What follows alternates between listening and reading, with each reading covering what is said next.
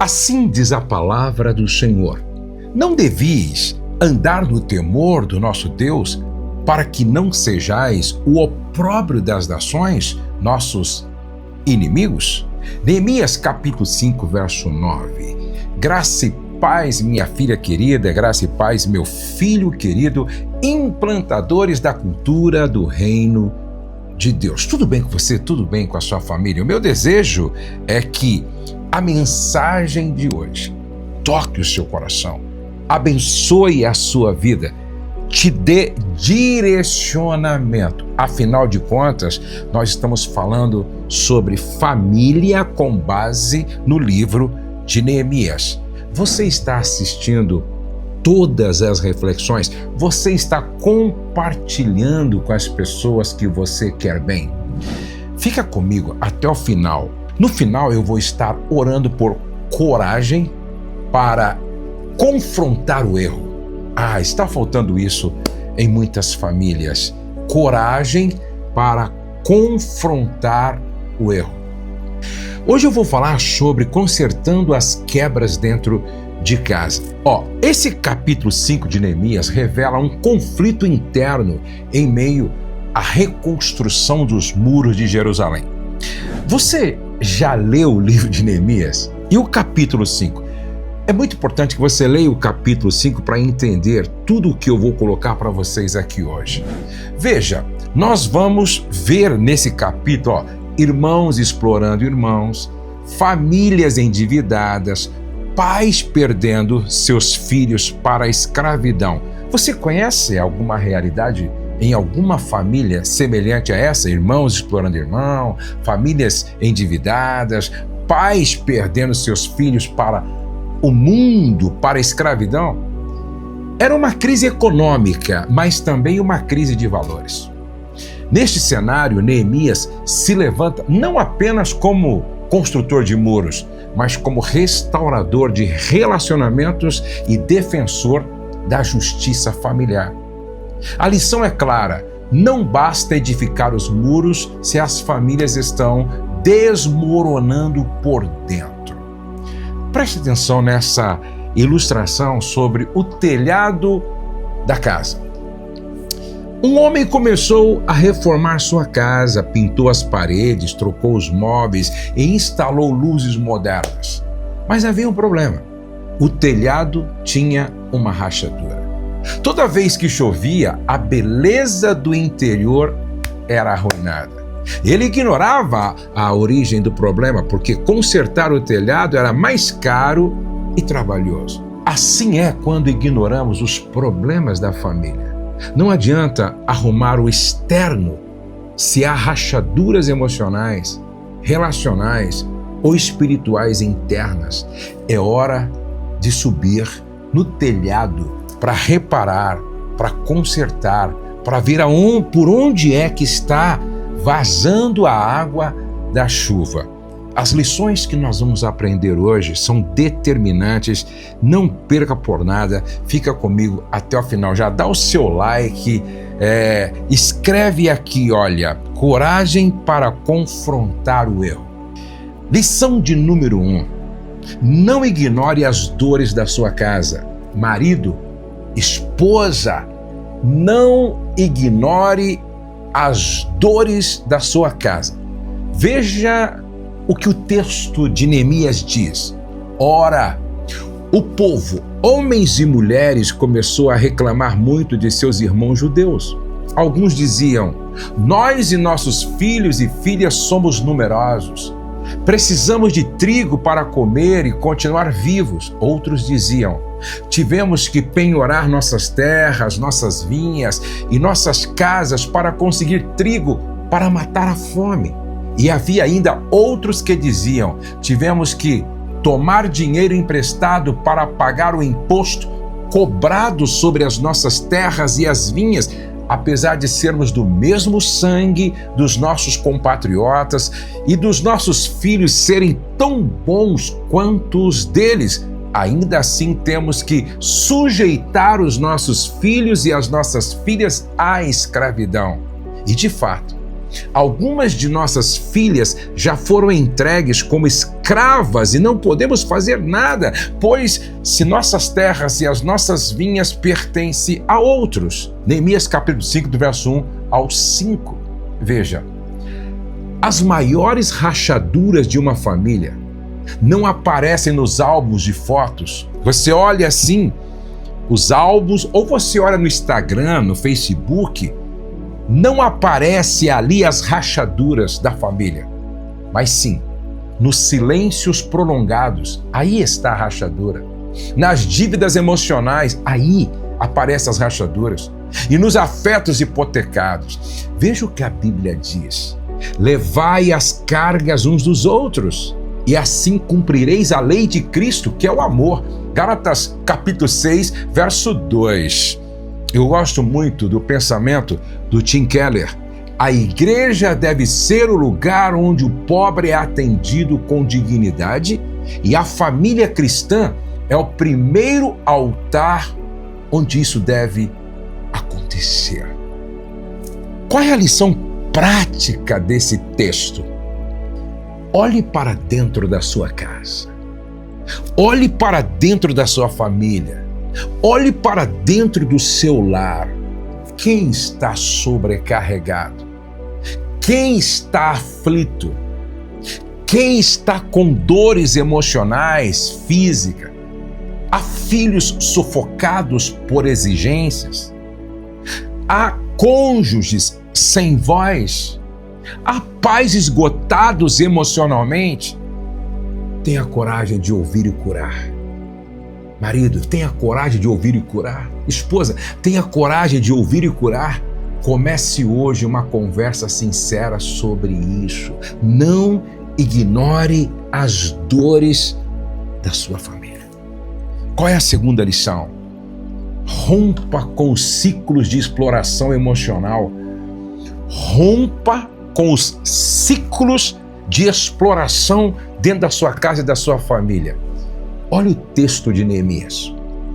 Fiquei muito irritado ao ouvir estas palavras e o clamor deles. Depois de ter pensado bem a respeito disso, repreendi os nobres e magistrados e lhes disse: vocês são exploradores, cada um para com o seu irmão, e convoquei uma grande assembleia contra eles. Neemias capítulo 5, versos 6 e 7. Sabe, às vezes, o maior inimigo da família é o egoísmo, o egocentrismo disfarçado de rotina. Há quem tome tudo para si, deixando o outro sem espaço, sem descanso, sem dignidade. Você já viu isso em algumas famílias? Ou você está vivendo isso dentro da sua própria casa? Pessoas egoístas, egocêntricas, disfarçadas. Há quem tome tudo para si. Será que isso não está acontecendo dentro da sua própria casa? A Bíblia diz assim: ninguém busque o seu próprio interesse, mas cada um o do outro. 1 Coríntios capítulo 10, verso 24. Gosto do que disse John Stott: onde há justiça, há o reflexo do caráter de Deus. Aonde houver justiça, há um reflexo do próprio caráter de Deus. E o lar cristão deve ser o primeiro espelho desta justiça. Eu quero dar um conselho para você. Faça uma avaliação em sua casa. Será que na sua casa existe injustiça nas pequenas coisas? Injustiça quanto ao tempo? Injustiça quanto ao afeto? Injustiça quanto às decisões que se tomam? Ei, dê voz ao outro. Honre sua esposa. Sim, honre a sua esposa. Escute seu marido. Trate seus filhos como herança e não como escravos. O lar precisa ser um lugar de atitudes justas, comportamentos justos, decisões justas. Quantas injustiças muitas vezes é praticada dentro da própria família. Qual é a lição de número 3 que nós aprendemos aqui nesse capítulo 5 de Neemias? Antes de eu falar dessa lição, você já se inscreveu aqui no meu canal? É muito importante que você faça isso. Por isso que eu falo todos os dias.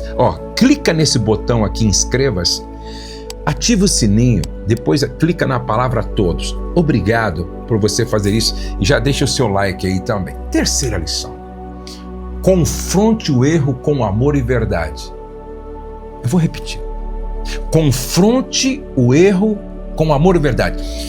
Há uma diferença grande entre afronta e confronto. Veja esse texto. Capítulo 5, verso 7 a seguir de Neemias. E convoquei uma grande assembleia contra eles. Disse-lhes: nós, de acordo com as nossas posses, resgatamos os judeus, nossos compatriotas, que foram vendidos aos gentios, e agora vocês estão querendo vender os seus compatriotas?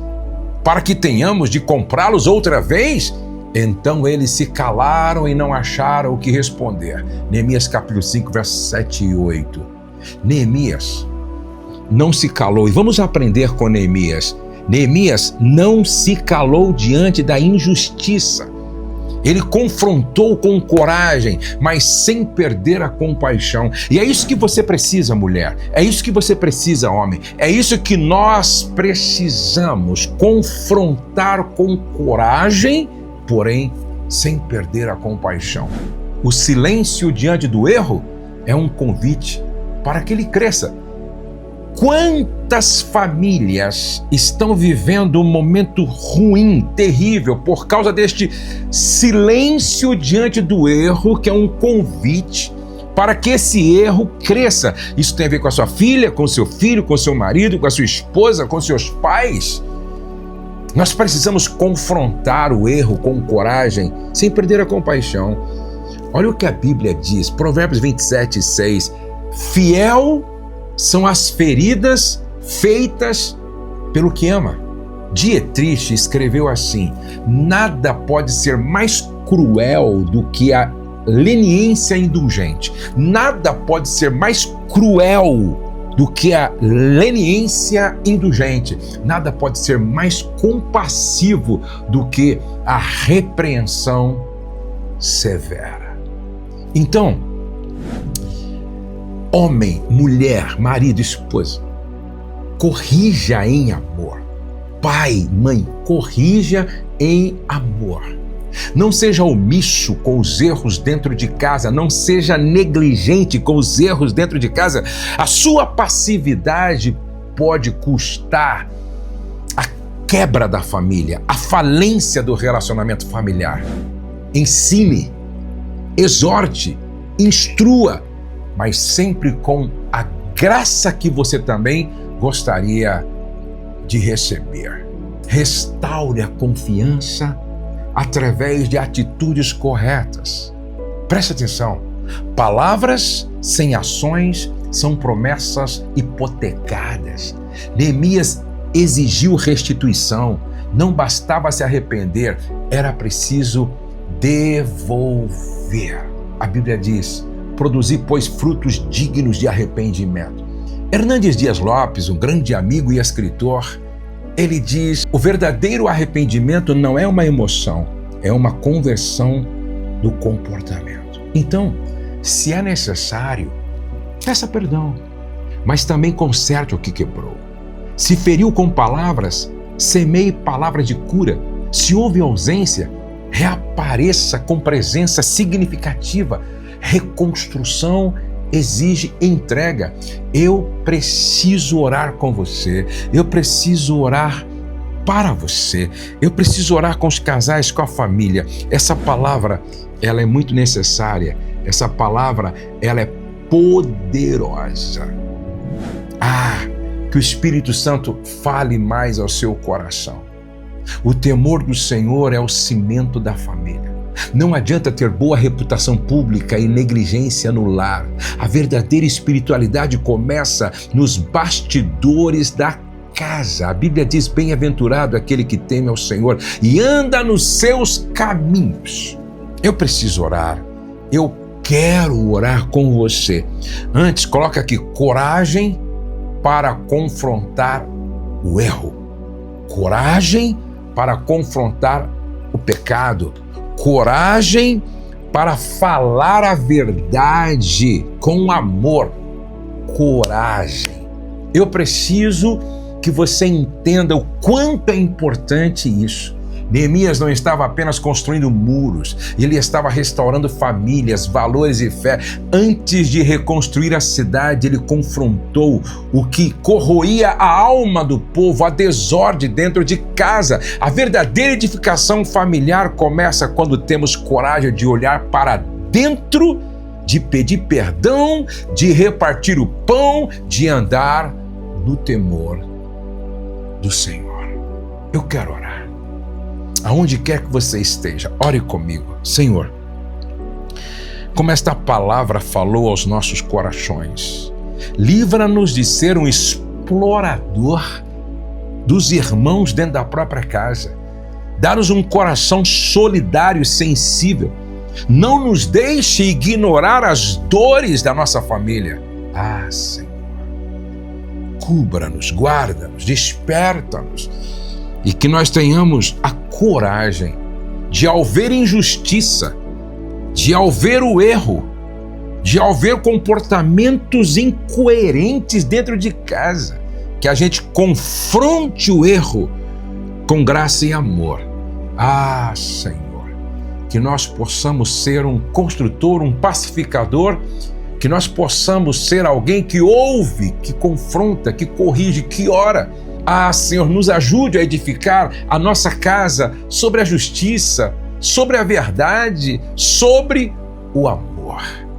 Senhor, dá-nos a Tua graça para que a gente restaure o que foi quebrado. Senhor, dá que nós possamos ser uma voz de equilíbrio, instrumento de reconciliação e o espelho do Seu caráter dentro da nossa casa. Porque quando a família ela é restaurada, o muro da sociedade volta a se levantar. Dá graça a esse homem, a esta mulher, a este casal, a esta família, e que juntos nós possamos cumprir o Teu propósito, Senhor, não negligenciando a dor da família, não aceitando injustiça, confrontando o erro, sem perder a graça. Eu te peço que seja assim. Abençoe esse homem, esta mulher, esta casa, no nome de Jesus. Amém. Eu quero muito que você pegue esta mensagem agora e envie para 3 pessoas. Escolha 3 pessoas na sua lista de contato e envie esta palavra. Quantas pessoas precisam ouvir esta mensagem? Deus abençoe você. Deus abençoe sua casa. Deus abençoe sua família. Deus abençoe o seu lar. Não perca por nada a reflexão devocional de amanhã. Nós vamos estar ministrando mais uma vez ao teu coração. Convide o teu marido, tua esposa, convide os teus pais, os teus filhos, o pequeno grupo da sua igreja. Vamos juntos restaurar o que precisa ser restaurado dentro de casa, com graça, com amor e com temor. Repete comigo: o céu não está em crise, Deus está no controle, nós cremos em milagres e a nossa família está debaixo da graça de Deus. Até o nosso próximo encontro.